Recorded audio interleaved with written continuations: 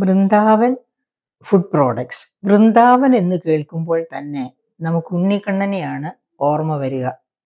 അമ്മ തൈര് കടഞ്ഞു വയ്ക്കുന്ന വെണ്ണ മോഷ്ടിച്ച് അമ്മയെ ചൊടിപ്പിക്കുന്ന ഉണ്ണിക്കണ്ണൻ. പക്ഷെ ആ ഉണ്ണിക്കണ്ണനും ആ വൃന്ദാവനവും ഒക്കെ എവിടെ കിടക്കുന്നു? ഈ വൃന്ദാവൻ റെസ്റ്റോറൻറ്റ് എവിടെ കിടക്കുന്നു? അതായത് ഫുഡ് പ്രോഡക്ട്സിൻ്റെ മാനുഫാക്ചറിങ്ങിൽ ഏർപ്പെട്ടിരിക്കുന്ന വൃന്ദാവൻ ഫുഡ് പ്രോഡക്ട്സ് കടവന്ത്ര അതെവിടെ കിടക്കുന്നു? ഇതിനെപ്പറ്റി ഓർക്കുമ്പോഴാണ് കേരളം, അതായത് ഇന്നലെയാണ് നമ്മൾ കേട്ടത്, മെഡിക്കൽ കോളേജിൻ്റെ വിമൻസ് ഹോസ്റ്റലിൽ 90ഓളം വിദ്യാർത്ഥിനികൾക്ക് ഫുഡ് പോയ്സണിങ് ഏറ്റിരിക്കുന്നു എന്ന ദുരന്ത വിവരം. എപ്പോൾ ഇന്ത്യയിലെ വിവിധ മറ്റ് സംസ്ഥാനങ്ങളിൽ സാധാരണ കേൾക്കാറുണ്ട്, പക്ഷേ കേരളം അങ്ങനെയല്ലല്ലോ. കേരളം സാക്ഷരതയിൽ മുന്നിലാണ്. അതുപോലെ തന്നെ മനുഷ്യ വികസന സൂചികയിൽ 991 മുതൽ ഇന്ത്യയിൽ ഒന്നാമത് നിൽക്കുന്ന സംസ്ഥാനമാണ് കേരളം. അങ്ങനെയുള്ള ഒരു സംസ്ഥാനത്ത് ഈ ആരോഗ്യ ബോധം നന്നായി ഇരിക്കേണ്ട ഒരു സംസ്ഥാനത്ത് ശുചിത്വ ബോധം, നല്ല ആഹാരം, ഇത്തരം കാര്യങ്ങൾ തീർച്ചയായും ഇത്തരം ഒരു സംസ്ഥാനത്ത് ഒത്തൊരുമിച്ച് പോകേണ്ടതാണ്. അങ്ങനെ ഒരു സംസ്ഥാനത്താണ് ഈ വൃന്ദാവൻ ഫുഡ് പ്രോഡക്ട്സിനെ പറ്റിയുള്ള കഥകൾ പുറത്തു വരുന്നത്. ആ കഥകൾ പുറത്തു വരുന്നത് പറയുന്നതിന് തൊട്ട് മുൻപ് തന്നെ എൻ്റെ ഒരു അനുഭവം പറഞ്ഞുകൊള്ളട്ടെ. ഞാനിങ്ങനെ, അതായത് ഇവിടുന്ന് ഏത് ട്രെയിനിലാണ് എന്ന് പറയുന്നില്ല, ഇവിടുന്ന് ദീർഘദൂര ട്രെയിനുകളിൽ ധാരാളം യാത്ര ചെയ്തിട്ടുള്ളതാണ്. അങ്ങനെ ഈ അടുത്ത നാളിൽ കോഴിക്കോട്ടേക്കൊരു യാത്ര. ആ കോഴിക്കോട്ടേക്കുള്ള യാത്രയിൽ ഞാൻ അറിയാതെ തന്നെ എൻ്റെ അടുത്ത് ഒരു സീറ്റിൽ ഒരു ലോക്കോ പൈലറ്റ് ഇരിക്കുന്നുണ്ടായിരുന്നു. അപ്പം ഇങ്ങനെ കാപ്പി കൊടുക്കുന്ന ആള്, കാപ്പി സെർവ് ചെയ്യുന്ന ഒരാള്, അയാൾ വളരെ മുഷിഞ്ഞ വസ്ത്രവുമൊക്കെയാണ് ധരിച്ചിരിക്കുന്നത്. അങ്ങനെ കെറ്റിലും മറ്റ് സാധനങ്ങളും ഒക്കെ ആയിട്ട്, സൗകര്യങ്ങൾ എന്ന് പറയാൻ ഒക്കില്ല, ഒക്കെ പിടിച്ച് കയറി വരുന്നു. ഇങ്ങനെ നടന്നു വരുന്നു കമ്പാർട്ട്മെൻറ്റിലൂടെ. നടന്നു വരുമ്പോൾ ഞാനിരുന്നത് സെക്കൻഡ് AC റൂമിലാണ്. അങ്ങനെ നടന്നു വരുന്ന സമയത്ത് ഞാൻ പെട്ടെന്ന് മൂക്ക് പൊത്തി കഴിഞ്ഞപ്പോൾ ഈ ലോക്കോ പൈലറ്റ് എന്താ മാഡം മൂക്ക് പൊത്തിയത് എന്ന് ചോദിച്ചു.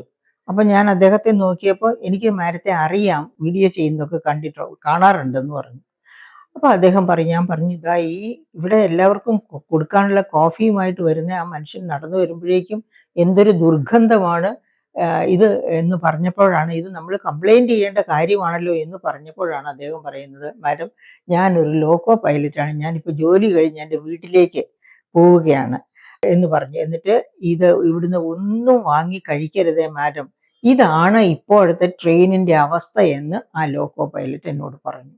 ഞാൻ പറഞ്ഞു, ഞാൻ അല്ലെങ്കിലും എനിക്ക് ഇങ്ങനെയുള്ള അനുഭവങ്ങളുണ്ട്, അതുകൊണ്ട് ഞാൻ ട്രെയിനിൽ നിന്ന് പണ്ട് കാലത്ത് ഇഷ്ടം പോലെ ആഹാരം കഴിച്ചിട്ടുണ്ട്.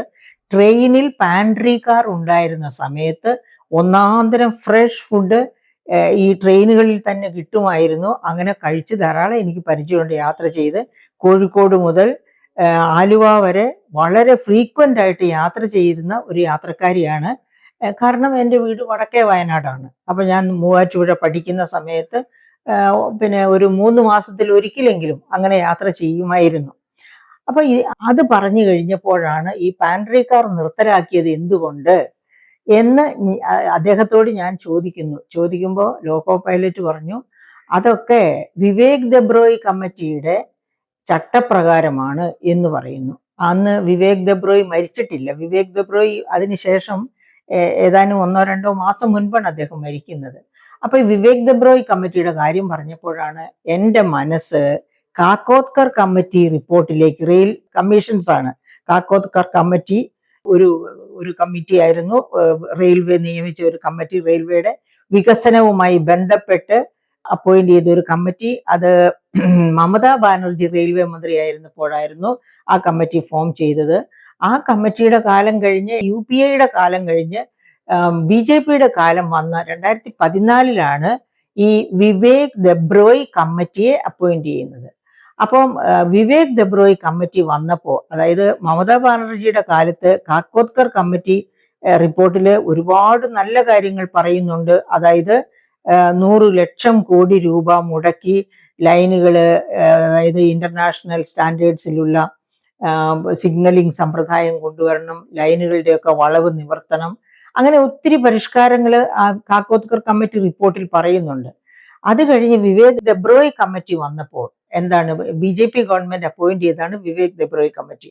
ആ കമ്മിറ്റി വന്നപ്പോൾ കമ്മിറ്റിയുടെ റിപ്പോർട്ടിൽ എന്താണുള്ളത്? ഒന്നാമത്തെ ശുപാർശ തന്നെ റെയിൽവേയെ ട്രാൻസ്പോർട്ട് മന്ത്രാലയത്തിന്റെ ഭാഗമാക്കി മാറ്റണം, റെയിൽവേ ബജറ്റ് നിർത്തലാക്കണം, സാധാരണ കേന്ദ്ര ബജറ്റിന്റെ ഭാഗമായി മാത്രം റെയിൽവേ ബജറ്റിനെ കണക്കാക്കിയാൽ മതി. അതുപോലെ തന്നെ പാൻട്രി കാർ, അതായത് റെയിൽവേയിലെ കേറ്ററിംഗ് സർവീസ് നിർത്തലാക്കണം. റെയിൽവേ അതിന്റെ സ്വന്തമായ രീതിയിൽ കേറ്ററിംഗ് സർവീസ് നടത്തുന്നത് നിർത്തലാക്കണം, പാൻട്രി കാർ നിർത്തലാക്കണം. പിന്നെ ഘട്ടം ഘട്ടമായി റെയിൽവേയെ സ്വകാര്യവൽക്കരിക്കണം. ഈ തരത്തിലുള്ള നിർദ്ദേശങ്ങളൊക്കെയാണ്. അതുപോലെ റെയിൽവേയുടെ ആവശ്യത്തിലധികമായി കിടക്കുന്ന ഭൂമിയെ ഡിസ്ഇൻവെസ്റ്റ് ചെയ്യണം. ഇത്തരം നിർദ്ദേശങ്ങളൊക്കെയാണ്. അതുപോലെ മാത്രമല്ല വേറെ ഒന്നുകൂടിയുണ്ട്, റെയിൽവേ പ്ലാറ്റ്ഫോമിൽ നിന്ന് പിടിക്കുന്ന വെള്ളത്തിന് പോലും ഇപ്പൊ കാശ് ഈടാക്കണം എന്ന് വരെ ആ കമ്മിറ്റി റിപ്പോർട്ടിൽ ഉണ്ടായിരുന്നു. ആ കമ്മിറ്റി റിപ്പോർട്ട് വന്നതിന് ശേഷമാണ് നമുക്കറിയാം 2015-16 ആയപ്പോഴത്തേനും റെയിൽവേ ബജറ്റ് നിർത്തലാക്കി. അതിനുശേഷം ആ കമ്മിറ്റിയിൽ പറഞ്ഞ ഓരോന്നും എന്താണ് പറയുക, പാൻട്രി സർവീസ് നിർത്തലാക്കി. അതിന് പകരമാണ് Indian railway catering and tourism services എന്ന് പറഞ്ഞ് IRCTC എന്ന് പറയുന്ന സമ്പ്രദായം കൊണ്ടുവരേണ്ടത്. അപ്പൊ ഈ സമ്പ്രദായം കൊണ്ടുവന്നപ്പോൾ എങ്ങനെയാണ്, റെയിൽവേയിൽ ടിക്കറ്റ് റിസർവ് ചെയ്യുന്നവർക്ക് ഭക്ഷണവും റിസർവ് ചെയ്യാം. പക്ഷെ ആ ഭക്ഷണം വാങ്ങുന്നത് പാൻട്രി കാറിൽ നിന്ന്, അവിടെയല്ല അത് പിന്നെ ഉണ്ടാക്കി നൽകുന്നത്, പുറത്തു നിന്ന് കോൺട്രാക്ടേഴ്സിന് കൊടുക്കുകയാണ്. അപ്പൊ അതിനുശേഷം, അതായത് ഈ IRTC ഇത് തുടങ്ങിയതിന് ശേഷം 1500ഓളം കോൺട്രാക്ടേഴ്സ് ആണ് ഇന്ത്യയില് റെയിൽവേസിലെ ഭക്ഷണം ഇങ്ങനെ സെർവ് ചെയ്തുകൊണ്ടിരിക്കുന്നത്. ഒരുപാട് കംപ്ലയിൻസ്, ഒരുപാട് ഫുഡ് പോയ്സണിങ്, ഇതൊക്കെ ഇന്ത്യയിൽ ആകമാനം നടക്കുന്നുണ്ട്.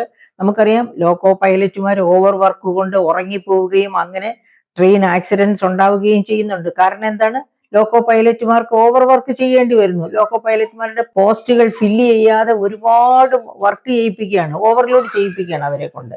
അങ്ങനെ റെയിൽവേ ആകെ കുത്തഴിഞ്ഞു കിടക്കുകയാണ്. അങ്ങനെ കുത്തഴിഞ്ഞു കിടക്കുന്ന റെയിൽവേയുടെ ഒരു ഉദാഹരണമാണ് എൻ്റെ അനുഭവത്തിൽ ഞാൻ യാത്ര ചെയ്യുമ്പോൾ കണ്ട ആ മുഷിഞ്ഞു നാറിയ വേഷവുമായിട്ട്. അതായത് സ്വകാര്യ ഏജൻസികൾക്ക് കേറ്ററിംഗ് കൊടുക്കുന്നു, അവരുടെ കൊള്ളുന്ന പഴകിയ ദ്രവിച്ച ഫുഡൊക്കെയാണ് റെയിൽവേയിൽ വിളമ്പുന്നത്. അതുപോലെ തന്നെ എനിക്കറിയാം, വന്ദേ ഭാരതിൽ യാത്ര ചെയ്യുമ്പോൾ എൻ്റെ അനുഭവം തന്നെ ഞാൻ പറയാം.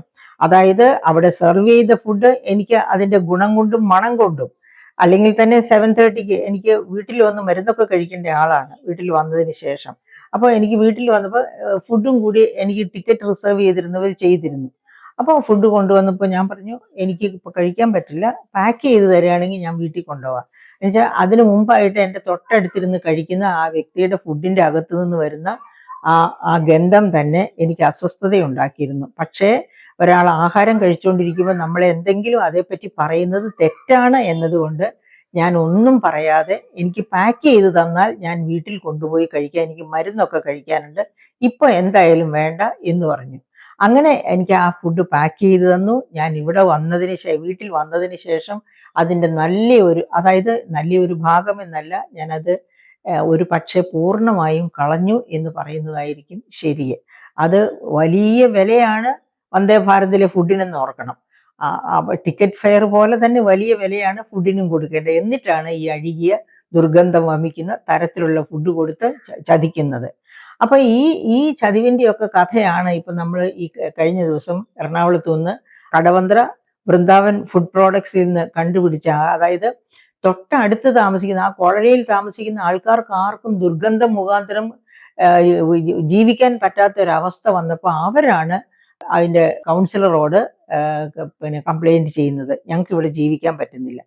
അങ്ങനെ കൗൺസിലറും ഒക്കെ കൂടെ ചേർന്ന് ഒരു അന്വേഷണം നടത്തുമ്പോഴാണ് ഇതുപോലെ അഴുകിയ വളരെ പഴകിയ എല്ലാത്തരം ഫുഡിനെ പറ്റി ഉള്ളത് പറഞ്ഞാൽ ശരിക്ക് നമുക്ക് ആഹാരം കഴിക്കാൻ തന്നെ തോന്നില്ല. നല്ല ആഹാരത്തിന് മുമ്പിൽ ചെന്നിരിക്കുമ്പോൾ ആ ഓർമ്മ വരും, അന്നേരം കണ്ട ആ രംഗങ്ങളുടെ ഓർമ്മ വരും നമുക്ക്. അങ്ങനെയുള്ള ആഹാരമാണ് അവിടെ. അതായത് ചിക്കൻ ആണെങ്കിലും എല്ലാ തരം ഫുഡും അങ്ങനെ വളരെ പഴകിയ ഫുഡാണ് ആ യൂണിറ്റിൽ നിന്ന്, കടവന്ത്ര ഫുഡ് പ്രോഡക്ട്സ് യൂണിറ്റിൽ നിന്ന് കണ്ടെടുക്കുന്നത്. അത് മുട്ട പുഴുങ്ങിയതൊക്കെ ഈച്ച ആർക്കുന്നത് കണ്ടാൽ എല്ലാം ദുർഗന്ധം വമിക്കുന്നു, ഈച്ച ആർക്കുന്നു. അങ്ങനെ അസഹനീയമായ ഒരു സിറ്റുവേഷൻ. ഇത്തരം ഫുഡ് ഈ മലയാളി കഴിക്കുന്നത് എങ്ങനെ? മലയാളിക്ക് ഈ ഗന്ധം കൊണ്ട് അറിയില്ലേ? അവനവന്റെ വീട്ടിലെ നല്ല ഫുഡ് കഴിച്ച് ശീലമുള്ളവർക്ക് ഗന്ധം കൊണ്ട് തന്നെ അറിയാം. ഗന്ധം പോലും വേണ്ട, ദൂരെ കാണുമ്പോഴേ അറിയാം. ഈ ഫുഡ് വഹിച്ചുകൊണ്ട് വരുന്നവരെ കണ്ടാലും നമുക്ക് മനസ്സിലാവും ഇത് കഴിക്കാവുന്ന ഫുഡാണോ അല്ലയോ എന്ന്. ആ തരത്തില് യാതൊരു നിയന്ത്രണവുമില്ലാതെ കേറ്ററിംഗ് നടത്തുന്ന റെയിൽവേക്കെതിരെ തീർച്ചയായിട്ടും ജനരോഷം ഉയരേണ്ടതാണ്. അതായത് നമ്മുടെ റെയിൽവേ കുളിപ്പിച്ച് കിടത്തുക എന്നൊരു ചൊല്ലുണ്ടല്ലോ സാധാരണ രീതിയിൽ. അങ്ങനെ നമ്മുടെ റെയിൽവേയെ കുളിപ്പിച്ച് കിടത്തിക്കൊണ്ടിരിക്കുകയാണ്. ഏഷ്യയിലെ ഏറ്റവും കൂടുതൽ തൊഴിൽ ദാതാവായിരുന്ന 15-16 ലക്ഷത്തോളം തൊഴിൽ സൃഷ്ടിച്ചിരുന്ന റെയിൽവേ ഇപ്പോൾ എല്ലാ വേക്കൻസി ആയിട്ട് കിടക്കുകയാണ്. സ്വകാര്യവൽക്കരണം നടന്നുകൊണ്ടിരിക്കുന്നു. എന്നിട്ടൊക്കെ നമ്മുടെ ആ കേന്ദ്ര ഗവൺമെന്റ് നടത്തുന്ന വായ്ത്താരികൾ കേട്ടാൽ നമ്മൾ ആരും അന്തം വിട്ടുപോകും. ഓർമ്മിക്കണം, ഇന്റർനാഷണൽ ലേബർ ഓർഗനൈസേഷൻ ഏതാനും മാസം മുൻപ് ഇന്ത്യയെ പറ്റി പറഞ്ഞത് എന്താണ്? ഏറ്റവും കൂടുതൽ തൊഴിലില്ലായ്മ രൂക്ഷമായ രാഷ്ട്രമാണ് ഇന്ത്യ എന്നാണ്. അതായത് 82.08% തൊഴിലില്ലായ്മ. അഭ്യസ്ത വിദ്യർക്ക് എന്ത് ഡെഫിനിഷനാണ് ILO കൊടുത്തിരിക്കുന്നത്? പ്രീ ഡിഗ്രി ആൻഡ് എബവ് വിദ്യാഭ്യാസം ഉള്ളവരെയാണ് അഭ്യസ്ത വിദ്യർ എന്ന് പറഞ്ഞിരിക്കുന്നത്. അങ്ങനെയുള്ള 82% പേർക്ക് തൊഴിലില്ലാത്ത ഒരു രാജ്യമാണ് ഇന്ത്യ. അങ്ങനെയുള്ള രാജ്യത്താണ് ലോക്കോ പൈലറ്റുമാരുടെയും മറ്റതുപോലെ ഈ കേറ്ററിംഗ് സർവീസൊക്കെ റെയിൽവേ നടത്തിക്കൊണ്ടിരുന്നപ്പോൾ എത്ര ആയിരക്കണക്കിന് ലക്ഷക്കണക്കിന് ആൾക്കാർ അതിൽ തന്നെ സെർവ് ചെയ്തിരുന്നതാണ്, ജോലി ചെയ്തിരുന്നതാണ്. അവരുടെയൊക്കെ കുടുംബവും അവരുടെയൊക്കെ ജീവിത നിലവാരവും അതിനനുസരിച്ച് മെച്ചപ്പെട്ടിരുന്നതാണ്. അപ്പൊ അതൊക്കെ വെട്ടിമുറിച്ചുകൊണ്ടാണ്, ഒക്കെ ഇല്ലാതെയാക്കിക്കൊണ്ടാണ് റെയിൽവേയെ സ്വകാര്യവൽക്കരിക്കുന്നതും റെയിൽവേയുടെ പാൻട്രി നിർത്തലാക്കുന്നതും. അങ്ങനെ പക്ഷെ ആരെയാണ് അതുകൊണ്ട് അനുഭവിക്കുന്നത്? ഓർമ്മിക്കണം, ബഹുലക്ഷം 140 കോടിയായിരുന്നു കഴിഞ്ഞ വർഷത്തെ മെയ്യില്. ഈ വർഷം മെയ് ആയപ്പോഴത്തേക്കും സെൻസസ് നടത്തിയിട്ടില്ല, അതിനുശേഷം എങ്കിലും അത് 145 കോടിയായി കാണും ഇന്ത്യയിലെ ജനം. ഈ 145 കോടിയിൽ ബഹുഭൂരിപക്ഷം ജനങ്ങളും ദിവസവും യാത്ര ചെയ്യുന്ന യാത്രാ മാധ്യമമാണ് റെയിൽ. ആ റെയിൽ നശിപ്പിച്ചില്ലാതെയാക്കുന്ന ഒരു ഗവൺമെന്റ്, ഒരു മടിയുമില്ലാതെ, എന്നിട്ട് വൈത്താരി ഞങ്ങളങ്ങ് വലിയ കാര്യങ്ങളൊക്കെ ചെയ്യുന്നു, ഇന്ത്യയെ അങ്ങ് 3ാമത്തെ GDP ആക്കി മാറ്റും എന്നൊക്കെയാണ് പറയുന്നത്. അങ്ങനെ 3ാമത്തെ GDP ആക്കി മാറ്റും എന്ന് പറയുമ്പോൾ ഇന്ത്യയുടെ പെർ ക്യാപിറ്റ ആലോഹരി വരുമാനം എന്താണ്? കഞ്ഞി കുടിച്ചാണോ ദിവസവും എല്ലാവരും ജീവിക്കുന്നത്? ഇത്തരം കാര്യങ്ങളൊന്നും ഗവൺമെന്റിന്റെ ശ്രദ്ധയിൽ വരുന്നില്ല. അങ്ങനെ വരുന്നുണ്ട് എങ്കിൽ ഈ IRCTC അതായത് ഇന്ത്യൻ റെയിൽ ഫുഡ് സർവീസിന്റെ ഈ സേവന മേഖലയെ കുറച്ചുകൂടി മനുഷ്യവൽക്കരിക്കണം. അതായത് മനുഷ്യർക്ക് ഉപയോഗിക്കത്തക്ക രീതിയിലുള്ള ക്വാളിറ്റി, നിലവാരം ഒക്കെയുള്ള ഭക്ഷണം കിട്ടത്തക്ക കർശന നിർദ്ദേശങ്ങളും ഇടപാടുകളും കൊണ്ടുവരേണ്ടതാണ്. അങ്ങനെ വരാത്ത പക്ഷം റെയിൽവേ, അതായത് നമ്മുടെ MP-മാരും ഒക്കെ എന്തെടുക്കുകയാണെന്ന് എനിക്ക് മനസ്സിലാകുന്നില്ല.